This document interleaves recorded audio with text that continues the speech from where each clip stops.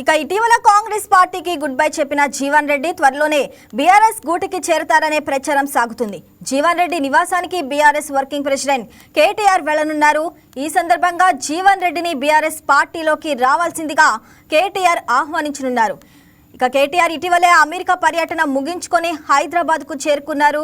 నేడు ఉమ్మడి కరీంనగర్ జిల్లా పర్యటనలో భాగంగా జగిత్యాలలోని జీవన్ రెడ్డి నివాసానికి చేరుకోనున్నారు.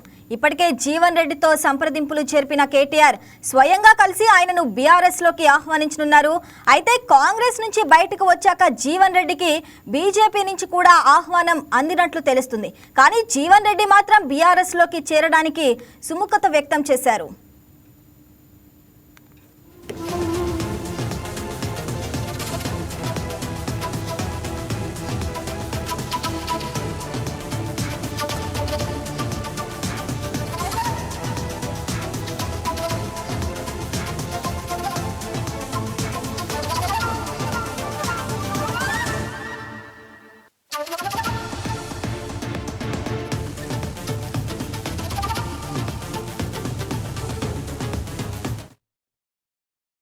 వ్యవహరిస్తున్న తీరుపై తీవ్ర మనస్తాపానికి గురైన జీవన్ రెడ్డి కాంగ్రెస్ పార్టీకి రాజీనామా చేయబోతున్నట్లు ప్రకటించారు.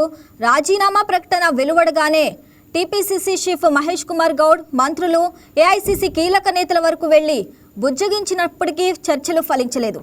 చివరకు మార్చి 25న మాజీ మంత్రి జీవన్ రెడ్డి కాంగ్రెస్ పార్టీకి రాజీనామా చేస్తున్నట్లు ప్రకటించారు. ఈ సందర్భంగా రాజీనామా లేఖను అధిష్టానానికి పంపించారు.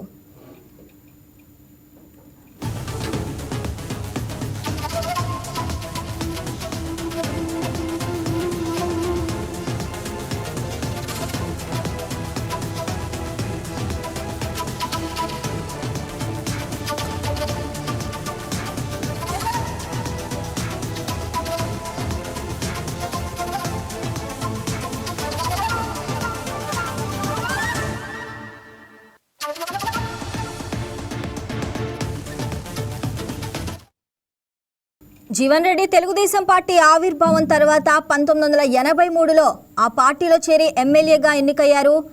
ఎన్టీఆర్ మంత్రివర్గంలో ఎక్సైజ్ శాఖ మంత్రిగా పనిచేశారు. ఇక అనంతరం జరిగిన తిరుగుబాటులో జీవన్ రెడ్డి నాదెండ్ల భాస్కర్ రావు వైపు నిలిచారు. ఆయన మంత్రివర్గంలో పంచాయతీరాజ్ శాఖ మంత్రిగా పనిచేశారు. కొన్ని నెలల తర్వాత ఆ ప్రభుత్వం రద్దయింది. అనంత పరిణామాల నేపథ్యంలో జీవన్ రెడ్డి కాంగ్రెస్లో చేరారు.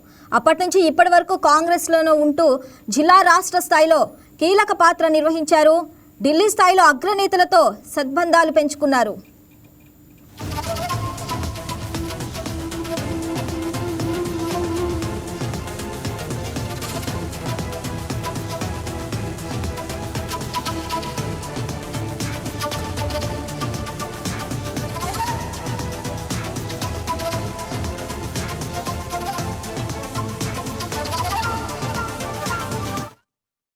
అయితే తెలంగాణలో రేవంత్ రెడ్డి నేతృత్వంలోని కాంగ్రెస్ పార్టీ అధికారంలోకి రావడంతో బీఆర్ఎస్ ఎమ్మెల్యేలను హస్తం పార్టీలోకి ఆహ్వానించారు.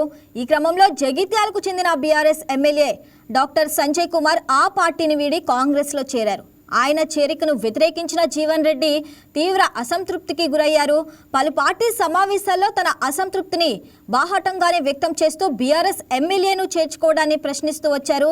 అయినా అధిష్టానం నిర్ణయంలో మార్పు రాకపోవడంతో పార్టీకి రాజీనామా చేయాలనే ఆలోచనను బయటపెట్టారు. ఇక దీంతో మంత్రులు శ్రీధర్ బాబు, అడ్లూరి లక్ష్మణ్ కుమార్, విప్ ఆది శ్రీనివాస్ జీవన్ రెడ్డి ఇంటికి వెళ్లి ఆయనను పార్టీ వీడవద్దని కోరుతూ నచ్చజెప్పే ప్రయత్నం కూడా చేశారు.